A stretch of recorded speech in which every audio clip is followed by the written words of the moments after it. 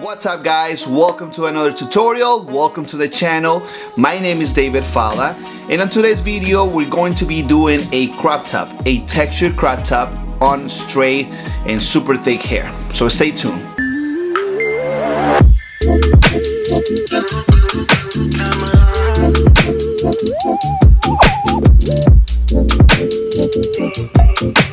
So in today's tutorial, how I said, we're going to be doing a textured crop top on thick and straight hair. Usually you see crop tops on like more wavy, softer hair, which in my opinion is a lot easier to achieve that look, that texture look on that type of hair. But in this case, I'm going to show you guys how I cut the top, how I create my structure, how I fade from that structure down, and how on top of that, like, we create a little bit of texture to create some movement and disconnection in certain places, so the hair can move a little bit. Because you guys know, like, if you have straight hair, you know the straight hair just tend to like lay down and now have that type of movement, but with texture we can create that movement. So that's what I'm going to do today. So the first thing we're going to do, we're going to cut the top. We're going to create that square, very square shape that we want on top. After that, we're going to create our fade. So I'm going to do a like three guides, and then from those guides I'm going to start fading all the way down, and then once that's done, we're going to create the texture on top. Put a little bit of product, just kind of do it a little messy, and that's about it. So if you guys are excited to watch this tutorial, let's go ahead and start.